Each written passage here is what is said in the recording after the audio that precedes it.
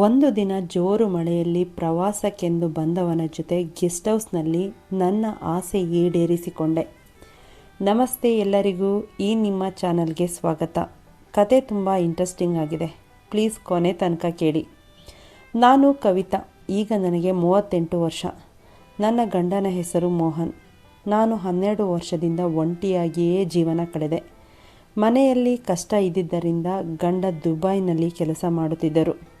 ದುಬೈನಲ್ಲಿ ಅವರು ಕೆಲಸ ಕಳೆದುಕೊಂಡ ಕಾರಣ ಅವರು ಮತ್ತೆ ವಾಪಸ್ ಊರಿಗೆ ಬಂದು ವ್ಯವಸಾಯದಲ್ಲಿ ತೊಡಗಿಸಿಕೊಂಡರು.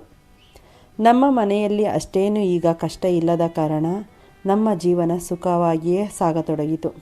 ಹಾಗೂ ಅವರೊಡನೆ ಇರಬೇಕೆಂಬ ಆಸೆ ಈಗ ಈಡೇರುತ್ತಿದೆ ಎಂದು ನನ್ನ ಮನಸ್ಸಿನಲ್ಲಿ ಖುಷಿಪಟ್ಟೆ. ಇನ್ನು ನನ್ನ ಮಗನನ್ನು ಊರಿನಿಂದ ಸ್ಕೂಲ್ಗೆ ಹೋಗಲು ದೂರವೆಂದು ಅವನನ್ನು ಹಾಸ್ಟೆಲ್ನಲ್ಲಿ ಬಿಟ್ಟಿದ್ದೆವು.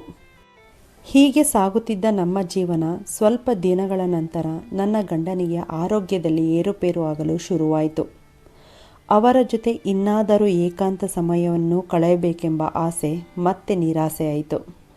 ನಮ್ಮ ಮನೆ ಊರಿನ ಆಚೆ ಇದ್ದುದರಿಂದ ರಾತ್ರಿ ಸಮಯದಲ್ಲಿ ಜನರು ಅಷ್ಟಾಗಿ ಓಡಾಡುತ್ತಿರಲಿಲ್ಲ. ಒಂದು ದಿನ ಜೋರು ಮಳೆ ಶುರುವಾಯಿತು. ನಾನು ಆಚೆ ಕಡೆ ಒಣಹಾಕಿದ ಬಟ್ಟೆಯನ್ನು ತೆಗೆದುಕೊಳ್ಳಲು ಹೋದಾಗ ಒಬ್ಬ ವ್ಯಕ್ತಿ ಬೈಕ್ ತಳ್ಳಿಕೊಂಡು ಬರುತ್ತಿದ್ದ. ಆ ವ್ಯಕ್ತಿ ನನ್ನನ್ನು ನೋಡಿ ಬೈಕ್ ನಿಲ್ಲಿಸಿ ನನ್ನ ಹತ್ತಿರ ಬಂದ. ಮೇಡಮ್, ನನ್ನ ಹೆಸರು ರಮೇಶ್. ನಾನು ಪ್ರವಾಸಕ್ಕೆಂದು ಬೆಂಗಳೂರಿಂದ ಬಂದಿದ್ದೇನೆ.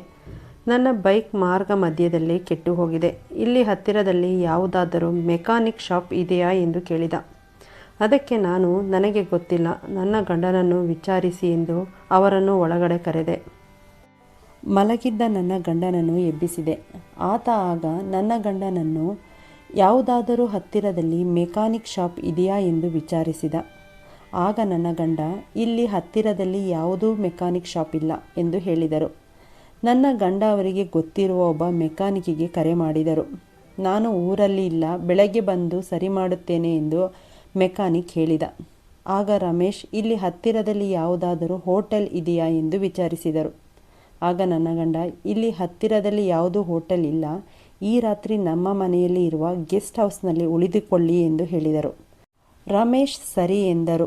ನಾನು ಆಗ ಅವರನ್ನು ಕರೆದುಕೊಂಡು ಗೆಸ್ಟ್ ಹೌಸ್ಗೆ ತೆರಳಿದೆ.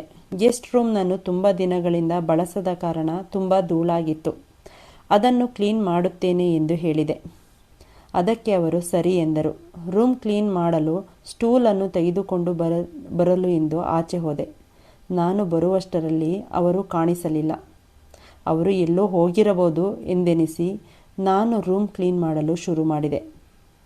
ಅವರು ಬಟ್ಟೆ ಬದಲಿಸಲೆಂದು ವಾಶ್ರೂಮ್ಗೆ ಹೋಗಿದ್ದಾರೆ ಎಂದು ನನಗೆ ತಿಳಿಯಲಿಲ್ಲ.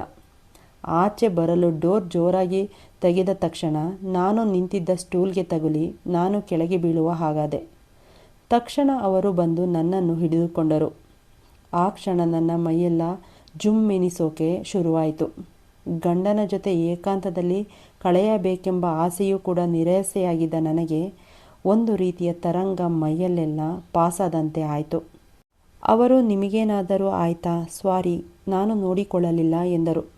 ನಾನು ತಕ್ಷಣ ವಾಸ್ತವಕ್ಕೆ ಬಂದು ಹಾಗೇನಿಲ್ಲ ಎಂದೆ. ನಿಮಗೆ ತಿನ್ನಲು ಏನಾದರೂ ತರುತ್ತೇನೆ ಎಂದು ಅಡುಗೆ ಮನೆಗೆ ಬಂದು ಅಡುಗೆ ಮಾಡಲು ಶುರು ಮಾಡಿದೆ. ಅಡುಗೆ ಮಾಡುತ್ತಿದ್ದರೂ ನನ್ನ ಗಮನ ಅವರು ನನ್ನ ಕೈ ಹಿಡಿದ ಕ್ಷಣವನ್ನೇ ನೆನೆಸಿಕೊಳ್ಳುತ್ತಿದ್ದೆ. ಅಡುಗೆ ತಯಾರಾದ ನಂತರ ಅವರನ್ನು ಊಟಕ್ಕೆ ಎಂದು ಕರೆದೆ. ಊಟ ಬಡಿಸುತ್ತಿರುವಾಗ ನನ್ನ ಸೆರಗು ಸ್ವಲ್ಪ ಜಾರಿತು. ಅವರು ಆ ಜಾಗವನ್ನೇ ನೋಡುತ್ತಿದ್ದರು. ನನಗೆ ಅದು ತಿಳಿದರೂ ಕೂಡ ನಾನು ಸರಿ ಮಾಡಿಕೊಳ್ಳಲಿಲ್ಲ. ಯಾಕೆಂದರೆ ನಾನು ಕೂಡ ಒಬ್ಬ ಮಹಿಳೆ. ನನಗೂ ಪ್ರೀತಿ ಬೇಕು. ನನ್ನನ್ನು ಮನಸ್ಪೂರ್ವಕವಾಗಿ ಪ್ರೀತಿಸುವ ವ್ಯಕ್ತಿ ನನಗೆ ಬೇಕಾಗಿದ್ದರಿಂದ ನಾನು ಸುಮ್ಮನಿದ್ದೆ. ಮೊದಲ ಬಾರಿಗೆ ಒಬ್ಬ ವ್ಯಕ್ತಿ ನನ್ನನ್ನು ಈ ರೀತಿ ನೋಡುತ್ತಿದ್ದಾನೆ.